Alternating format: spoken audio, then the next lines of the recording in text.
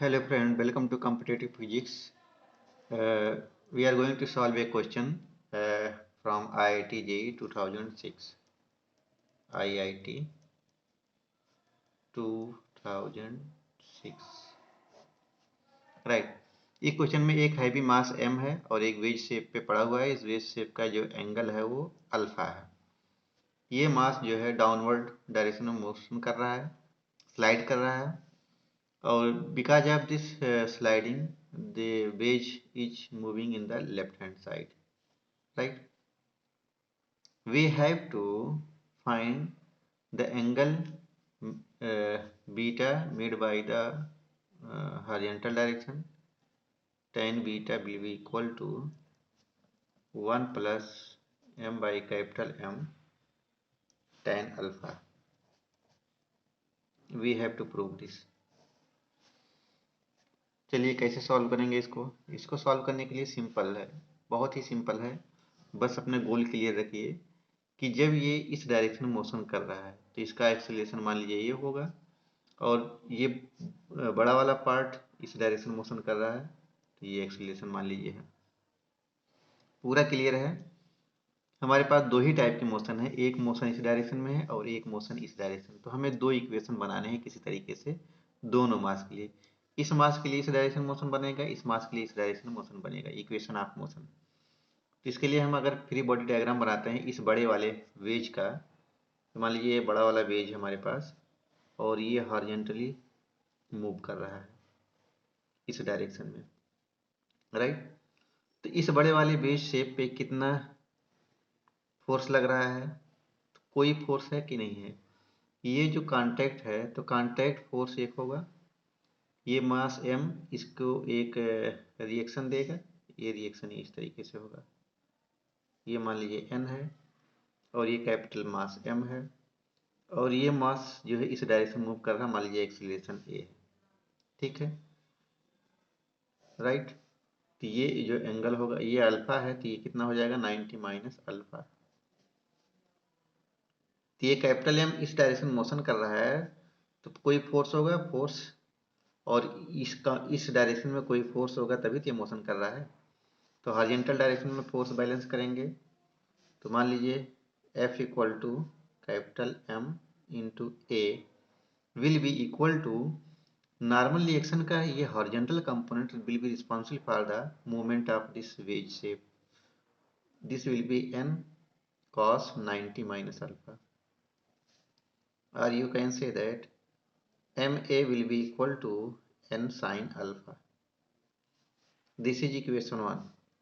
तो मास veg shape के लिए जो इक्वेशन ऑफ मोशन है वही आ गई। अब हमें इसके लिए equation of motion find out करना है तो हम इसका फ्री बॉडी डायग्राम बनाएंगे। चलिए इसका फ्री बॉडी डायग्राम बनाते हैं, देखते हैं कौन कौन सा फोर्स लग रहा है। ये ब्लॉक है M है, अभी हम सिर्फ इस पे फोकस करेंगे, और इसका जो मोशन का डायरेक्शन है वो इस डायरेक्शन में है, मतलब इस डायरेक्शन मोशन कर रहा है। तो इस पे कितने फोर्स लग रहे हों? मान लीजिए जब ये स्टेशनरी है इस पे इस वेज शेप का रिएक्शन लगेगा, एक ये n लगेगा, क्लियर है। और ये अगर एंगल अल्फा है तो यहाँ पे एक फोर्स लगेगा, ये किसके बराबर होगा? mg साइन अल्फा के बराबर होगा। और इस डायरेक्शन में एक फोर्स लगेगा, एक कंपोनेंट होगा mg का, that will be mg cos alpha, right. चूंकि वेज इस डायरेक्शन में मोशन कर रहा है तो इसका जो फोर्स है FMA, इसका रिएक्शन जो होगा यहाँ पे एक स्यूडो फोर्स की तरह होगा, ये हमारा इस छोटे से ब्लॉक पे होगा, वो एक्सेलरेशन हमारा a होगा, ठीक है। और ये एंगल भी हमारा अल्फा होगा। तो चूंकि मोशन इस डायरेक्शन में कर रहा है तो फोर्स को हमें इसी डायरेक्शन में बैलेंस करना है। तो देखिए टोटल फोर्स इस डायरेक्शन में कितना है, ये एक्सेलरेशन इधर है तो इसका एक कंपोनेंट इधर भी होगा ma cos अल्फा, और एक कंपोनेंट इधर भी होगा, ये कितना होगा ma sin अल्फा। तो इस डायरेक्शन में अगर बॉडी मूव कर रही है तो इस डायरेक्शन में फोर्स भी होगा नेट। चलिए इस डायरेक्शन में कितना फोर्स है उसी की वजह से तो मूव करेगा, mg sin alpha plus ma cos alpha, mg sin alpha plus ma cos alpha will be equal to ये mass multiplied by acceleration of this particle. Okay, ये हमारा दूसरा इक्वेशन ऑफ मोशन हो गया जो इस मास के लिए था। दो ही इक्वेशन ऑफ मोशन चाहिए क्योंकि दो टाइप के मोशन हो रहे हैं, दो टाइप के ब्लॉक हैं। अभी यहाँ ध्यान से देखिए, यहाँ पे हमें जो n है वो अननोन है, तो n को फाइंड आउट करेंगे, उसके लिए एक और इक्वेशन की जरूरत पड़ेगी। अच्छा, n कौन सा डायरेक्शन में है? परपेंडिकुलर डायरेक्शन में है, तो परपेंडिकुलर डायरेक्शन में कोई मोशन है नहीं। इसका मतलब जो अपवर्ड फोर्स होगा, जो डाउनवर्ड फोर्स होगा, वो दोनों इक्वल होंगे। अपवर्ड में कितने फोर्स लग रहा है? n plus M A sine alpha, n plus M A sine alpha, और ये कंपोनेंट इसको बैलेंस करेगा M G cos alpha, right. अब इस n की वैल्यू को यहाँ से फाइंड आउट करते हैं, तो यहाँ पे n इक्वल टू क्या हो जाएगा? M A by sine alpha. इसको यहाँ पे रखिए, M A by sine alpha, और ये plus M A sine alpha will be equal to M G cos alpha. तो एक्सीलरेशन हमारा ये क्या हो जाएगा? ये हो जाएगा M ji sine alpha cos alpha by, ये कितना हो जाएगा? ये हमारा हो जाएगा, अच्छा ये स्मॉल ए है ना, ये स्मॉल ए है, m sine square alpha plus m हो जाएगा। ये हमारा हो जाएगा एक्सेलरेशन वेज का, और एक्सेलरेशन इस छोटे ब्लॉक का कितना हो जाएगा?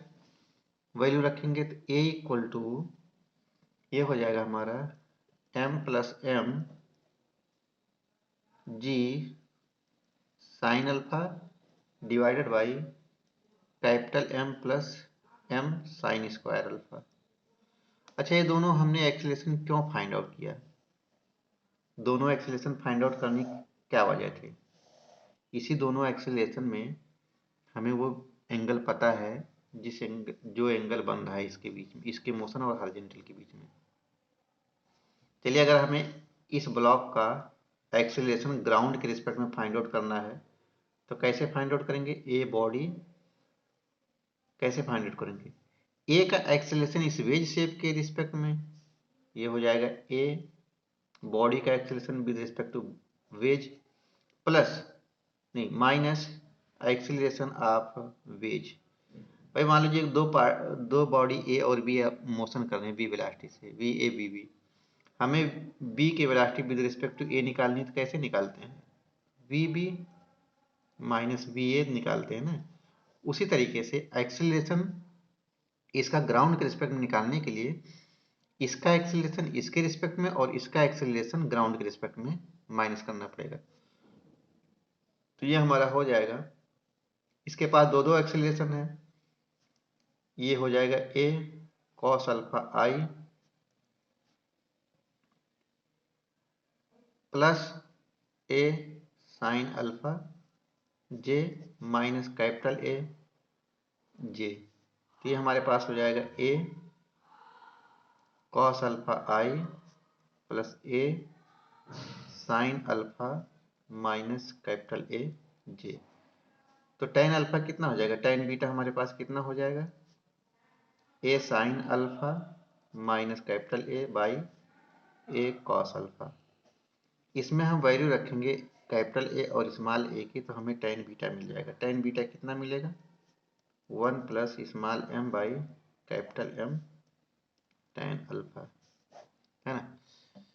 इसको सॉल्व करने के लिए सिंपल सा तरीका लेंगे। कोई भी इस तरीके से प्रॉब्लम आती है तो हमारे पास अगर दो बॉडी मूव कर रही हैं तो दोनों का अलग अलग इक्वेशन ऑफ मोशन बनाएंगे।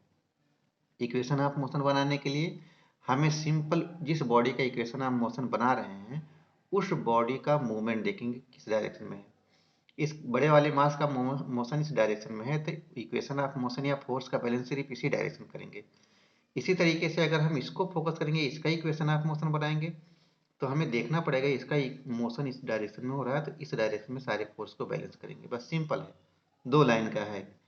दो इक्वेशन ऑफ मोशन बनाना है, एक इक्वेशन ऑफ मोशन बड़े मास का हो गया, ये इक्वेशन ऑफ मोशन छोटे मास का हो गया। इन्हीं दोनों को सॉल्व करना है। इसको सॉल्व करने के लिए हमें n की जरूरत पड़ेगी, तब हम जाके इस वाले फोर्स को बैलेंस करेंगे। Okay, thank you very much.